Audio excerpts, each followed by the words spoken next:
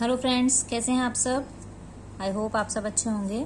अपना ध्यान रखिए, पढ़ते रहिए, प्रैक्टिस करते रहिए। स्टडी से हमेशा हमें बेनिफिट मिलता है, कभी कोई नुकसान नहीं होता। जितना पढ़ेंगे उतना आपका समय भी अच्छा बीतेगा और आपको नॉलेज ही मिलेगी, और नॉलेज कभी भी वेस्ट नहीं जाती है। इस बात का हमेशा ध्यान रखना, नॉलेज कभी वेस्ट नहीं जाती है। इसलिए पढ़िए, हमेशा कुछ ना कुछ पढ़ते रहिए। एक्स्ट्रा भी पढ़िए, ऐसा नहीं है कि सिर्फ अपने सब्जेक्ट का पढ़िए, कुछ एक्स्ट्रा भी हमेशा पढ़ते रहिए और अपनी नॉलेज को बनाए रखिए और सबसे शेयर भी कीजिए। ठीक है ना। चलिए अब हम पढ़ते हैं आज का टॉपिक बेसिक टर्म का। अब टॉपिक आ गया है एसेट्स। अब हम बेसिक टर्म में आज पढ़ेंगे एसेट्स क्या होती हैं। Assets are the properties owned by an entity और एंटरप्राइज। किसी भी एंटिटी या एंटरप्राइज ने अगर किसी भी तरह की प्रॉपर्टी ली हुई है उसे बोलते हैं एसेट। ये प्रॉपर्टी दो तरह की है, टेंजिबल एसेट्स और इनटेंजिबल एसेट्स। इसके बारे में आगे डिफाइन किया गया है, वहां पर बताएंगे हम आपको। अभी चलते हैं अगली लाइन पे। They are the economic resources of the business. ये ही हमारा मेन रिसोर्स होती हैं बिजनेस करने का। इन other words, anything which will enable the firm to get economic benefit in the future is an asset। Future में किसी भी तरह का इकोनॉमिक बेनिफिट अगर हम बना सकते हैं या ले सकते हैं तो उस चीज को हम कहेंगे एसेट। मतलब एसेट से ही हम आने वाले समय में अपना बेनिफिट ले सकते हैं इकोनॉमिकली। एग्जाम्पल दिया है इन्होंने। एग्जाम्पल ऑफ एसेट्स, एसेट्स के एग्जाम्पल है land, building, machinery, furniture, stock, debtor, cash and bank balances, trademarks, copyrights, goodwill etcetera. बहुत सारे होते हैं एसेट्स, कई तरह की होती हैं, पूरी लिस्ट तैयार की गई है। बट ये कॉमन नेम्स हैं, ये कॉमन है, बहुत बार बार यही यूज ज्यादा होती हैं क्वेश्चंस में भी, सिर्फ बिकॉज ऑफ नॉलेज, आपको सिखाने के लिए। ठीक है, तो इस तरह की हर चीज जिससे हमें फ्यूचर में बेनिफिट ही होगा इकोनॉमिकली, उसे कहते हैं एसेट्स। अब यहाँ पर आपको कुछ डेफिनेशन दी गई हैं एसेट की, इन्हें पढ़िएगा, समझिएगा। इजी है, कोई दिक्कत वाली बात नहीं। कभी एसेट के बारे में कोई डेफिनेशन आए लिखने को शॉर्ट क्वेश्चन में, तो आप उसमें से ये डेफिनेशन कोई भी एक पिक कर सकते हैं।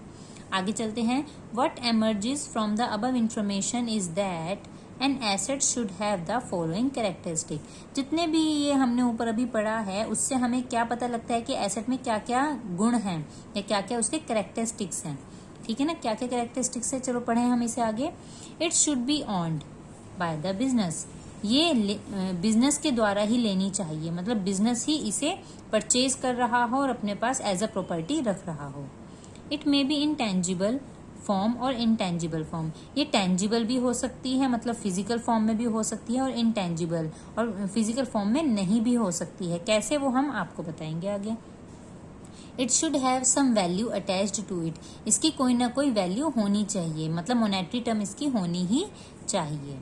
It should be capable of being measured in money terms. वही जो मैंने अभी ऊपर बात की उससे रिलेटेड इसकी वैल्यू होनी चाहिए, और जो वैल्यू है वो मनी में मेजर करने लायक होनी चाहिए।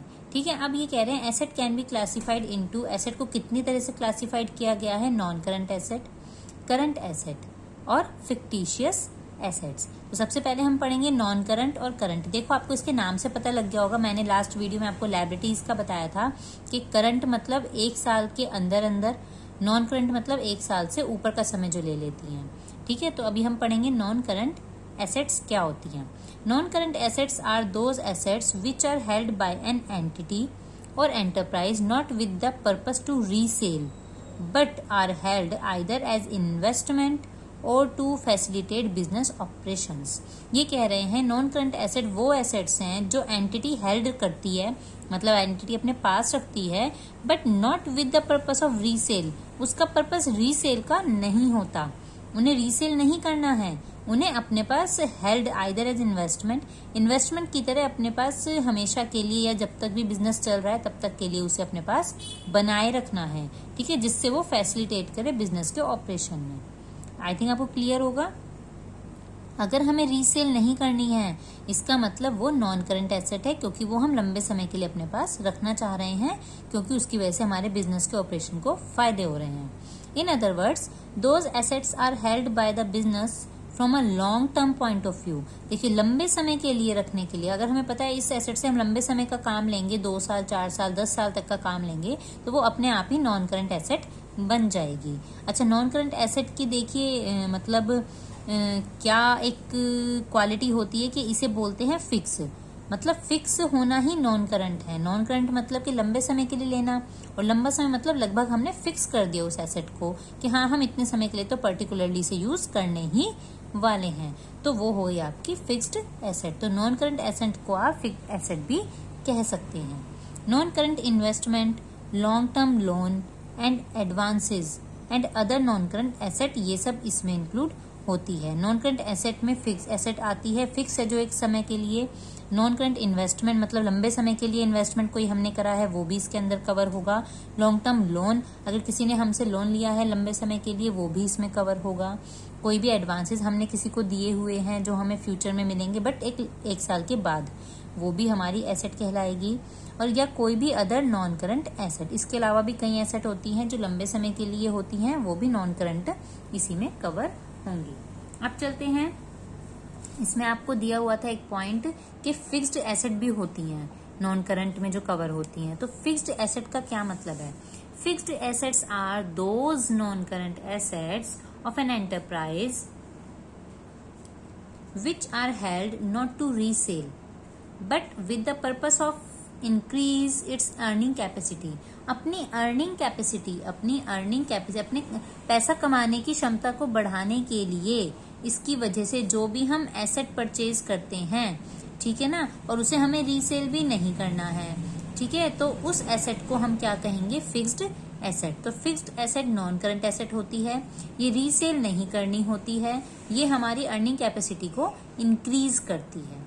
अच्छा, फिक्स्ड एसेट को फर्दर क्लासिफाइड किया गया है दो तरह की एसेट में। अभी हमने पढ़ा था टेंजिबल और इनटेंजिबल। तो ये है एक टेंजिबल और ये है इनटेंजिबल। टेंजिबल क्या होती है? Tangible asset are those asset which have physical existence, जो हमें दिख रही है, जिसे हम देख सकते हैं, छू सकते हैं, ठीक है ना, they can be seen and touched. तो टेंजिबल एसेट वो एसेट है जिसे हम देख सकते हैं, छू सकते हैं, जैसे कि आपकी बिल्डिंग हो गई, लैंड हो गई, मशीनरी है, कंप्यूटर है, फर्नीचर है, ये सब क्या हो गई? आपकी fixed asset but tangible asset. लेकिन जो इनटेंजिबल एसेट होती हैं, इनटेंजिबल एसेट क्या होती हैं? Intangible asset are those asset which do not have physical existence, जो फिजिकली एग्जिस्ट नहीं है, मतलब जिन्हें आप ना ही तो देख सकते हैं और ना ही टच कर सकते हैं, तो वो हुई आपकी इनटेंजिबल, बट रहेंगी आपकी फिक्स, लंबे समय के लिए फिक्स। इसका एग्जाम्पल है जैसे आपने अपनी किसी एसेट का पेटेंट कराया हुआ है, पेटेंट में भी तो पैसा लगता है। गुडविल, अब आप अपनी इतने समय से अपना बिजनेस चला रहे हैं तो बिजनेस की कोई तो वैल्यू मार्केट में बन गई होगी, वो आपकी गुडविल कहलाती है। आप अपने ट्रेडमार्क स्पेशल परचेज करते हैं, आप अपने लोगोज परचेज करते हैं जो कोई और इस्तेमाल ना कर पाए, किसी भी तरह का कॉपीराइट होता है, उनके लिए आप पैसा देते हैं, तो वो सब आपकी एसेट कहलाती हैं। और ये लंबे समय का प्रोसीजर है, इसलिए ये अपने आप ही फिक्स्ड एसेट में कन्वर्ट हो जाती हैं। कंप्यूटर सॉफ्टवेयर, ये भी एक लंबे समय के लिए एसेट होती है, तो ये भी आपकी फिक्स है, लेकिन आप इन्हें देख नहीं सकते, आप इन्हें टच नहीं कर सकते हैं फिजिकली, ठीक है। तो ये आपका क्या था? फिक्स एसेट्स में टेंजिबल, इंटेंजिबल दो तरह की एसेट कवर होती हैं। वैसे हमारी कितनी तरह की एसेट है? Non current, current and then fictitious. अब हम चलेंगे करंट एसेट की तरफ। करंट एसेट बिल्कुल नॉन करंट से अपोजिट है। देखिए करंट एसेट का क्या मतलब है? Current assets are those assets which are held by an entity और enterprise with the purpose of converting them into cash within a short period. देखिए सबसे मेन लाइन, कन्वर्टिंग देम, इन्हें cash में convert करने के लिए खरीदा जाता है, वो भी छोटे समय में। छोटा समय मतलब वही 1 साल से पहले, ठीक है ना। 1 साल के अंदर अगर कोई भी एसेट को आपने लिया और उसे कैश में कन्वर्ट कर दिया, मतलब उसे बेच दिया और उसके बदले में कैश ले लिया, तो वो अपने आप ही करंट एसेट बन जाएगी। एग्जाम्पल देखो, जैसे goods are purchased with the purpose to resale. अगर आपने कोई माल खरीदा है और उसे रीसेल करोगे, सेल करके उसके बदले में पैसा लोगे, ठीक है ना, तो वो अपने आप ही आपकी करंट एसेट कहलाएगी। एंड अर्न प्रॉफिट, उससे आपको क्या मिलेगा? पैसा मिलेगा, प्रॉफिट भी मिलेगा। Debtor exist to convert them into cash that is receive the amount from them. Debtors जो होते हैं, हमारे जो देनदार हैं, हमारे जो हमें पैसा देंगे, उनके साथ हमारा पहले से ही बॉन्ड होता है कि 1 साल के अंदर अंदर हम उससे बॉन्ड रखते हैं। 1 साल के ऊपर का कभी हम बॉन्ड नहीं रखते। तो जब हम 1 साल के अंदर अंदर का उनसे बॉन्ड रखेंगे और वो हमारा पैसा हमें दे जाएंगे, तो जो भी अमाउंट हमें रिसीव हुई है वो अपने आप ही करंट एसेट में कन्वर्ट हो जाती है। मतलब कि देखा जाए तो डेटर हमारे इसीलिए करंट एसेट है क्योंकि उनका पैसा हमें 1 साल के अंदर अंदर मिल जाता है। बिल रिसीवेबल भी डेटर की तरह ही है, ये भी 1 साल के अंदर अंदर ही हमें कैश हो जाता है, इनका पैसा मिल जाता है, इसी वजह से ये करंट एसेट में कन्वर्ट हो जाते हैं। Prepaid expenses are also classified as current asset although they can not be converted into cash. Prepaid expenses, कुछ एक्सपेंसेस ऐसे होते हैं जो हमने समय से पहले ही कर दिए, प्रीपेड है ना, वो हमारी करंट एसेट होती है। Although they can not be converted, भले ही वो कैश में कन्वर्ट ना हो, भले ही वो कैश में कन्वर्ट नहीं की जा सकती, लेकिन वो फिर भी हमारी क्या है, करंट एसेट है। They are so classified because a part of benefit from such expense is available in the next accounting year. क्योंकि हमने देखिए जो हमने आज एक्स्ट्रा पेमेंट कर दिया किसी चीज का, ठीक है ना, और अगले साल हमें उसका पेमेंट नहीं करना पड़ा, तो एक तरह से ये हमारा बेनिफिट है, और ये हमारा शॉर्ट टर्म बेनिफिट है क्योंकि हमने 12 महीने का मैक्सिमम पेमेंट करा है पहले, जो एडवांस पेमेंट हमने कर दिया, प्रीपेड एक्सपेंस जो हमने पेड कर दिए, तो अगले साल जाके वो हमें बेनिफिट देंगे, है ना, अगले साल हमें उसका पैसा नहीं भरना पड़ेगा, तो वो भी हमारी करंट एसेट में कन्वर्ट हो जाता है क्योंकि वो कैश में वैसे हम उससे कन्वर्ट नहीं कर सकते, लेकिन वो फिर भी हमारा करंट एसेट में इंक्लूडेड माना जाता है क्योंकि फ्यूचर में हमें उससे फायदा मिलेगा। अगला है topic fictitious assets. Fictitious assets are those assets which are neither tangible nor intangible. Fictitious assets वो एसेट है जो ना ही टेंजिबल है ना ही इंटेंजिबल है। ऊपर दिया गया था टेंजिबल और इंटेंजिबल, मैं दोबारा से दिखा देती हूँ। ना ही वो टेंजिबल में आती हैं ना ही इंटेंजिबल में आती हैं, वो होती हैं fictitious. They are losses not return of in the year in which they are incurred but in more than one accounting period. ये कह रहे हैं दे आर लॉसेज, ये एक नुकसान होता है, ये वो नुकसान है जो हमने अपनी बुक्स में लिखा ही नहीं, ठीक है ना, कहा था, हाँ जी, they are losses not return of in the accounting year in which they are incurred. जिस अकाउंटिंग ईयर में वो हमें लॉस मिला, हमने उस साल वो लॉस लिखा ही नहीं है, ठीक है ना, तो वो हो जाते हैं हमारी फिक्टिशियस एसेट्स में कवर्ड हो जाते हैं। देखिए यहाँ पे दिया हुआ एक example, in the case of firm के केस में क्या होता है, fictitious asset is deferred revenue expenditure such as advertisement expenditure, discount और loss on issue of debenture. देखिए जब भी हम कोई एडवर्टीजमेंट करते हैं उसका खर्चा हम पे करते हैं, ठीक है ना, जब हम उसका कोई भी खर्चा देते हैं तो वो एक तरह से है तो हमारा बेनिफिट, फ्यूचर में तो हमें फायदा करेगा, लेकिन फिलहाल के लिए एक्स्ट्रा खर्चा है वो, ठीक है ना, लेकिन हम उसे राइट ऑफ नहीं करते, मतलब हम उसे ना दिखाते हैं ना उसे अलग से क्या कह दो कि हम ये सोचते हैं अरे भाई ये तो हमारा बहुत बड़ा लॉस है, जबकि वो होता लॉस है उस टाइम के लिए, लेकिन हम राइट ऑफ नहीं करते उसे, तो वो क्या हो जाता है, एडवर्टीजमेंट एक्सपेंडिचर। इस तरह के एक्सपेंडिचर हैं जो फिक्टिशियस एसेट्स में कवर्ड होते हैं, जो हमें लॉन्ग टर्म बेनिफिट पहुंचा रहे होते हैं, ठीक है। और इसमें जैसे हम डिबेंचर इशू करते हैं तब हम कुछ लॉस बियर करते हैं, डिस्काउंट बियर करते हैं, उसे अगर हम राइट ऑफ नहीं करते उन्हें तो वो भी हमारे क्या बन जाती हैं, एसेट बन जाती है।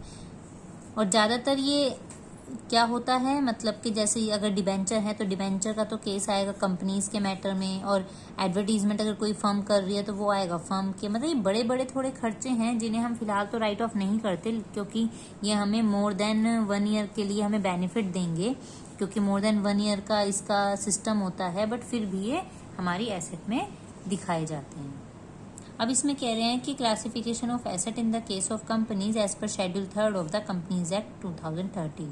जैसे लायबिलिटी के बारे में 2013 कंपनीज एक्ट में सब दिया हुआ है शेड्यूल 3 में, ऐसे ही इसमें एसेट के बारे में दिया हुआ है। Asset like liabilities are classified, asset भी क्लासिफाई की गई हैं शेड्यूल 3 में।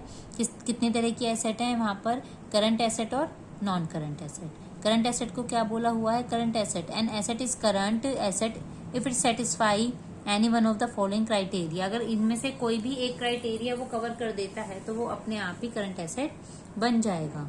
कैसे, it is expected to be realise in और इन इंटेंडेड फॉर सेल और consumption in the company's normal operating cycle. वही कंपनी की ऑपरेटिंग साइकिल के अंदर अंदर अगर हमें उसका पैसा रियलाइज हो रहा है या वो सेल हो रही है या हमें उसके कंजम्पशन के बदले में पैसा मिल रहा है तो वो अपने आप एक करंट एसेट मानी जाएगी। It is held primarily for the purpose of trade के पर्पस से अगर हम किसी चीज को लेके आ रहे हैं, मतलब रीसेल करनी है हमें या उसके बदले में हमें अपना बिजनेस चलाना है, तो वो भी करंट एसेट होगी। 12 महीने के it is expected to be realised within 12 months from the reporting date. Reporting date से 12 महीने के अंदर अंदर उसका पैसा रियलाइज हो जाता है, तब भी वो करंट एसेट मानी जाएगी।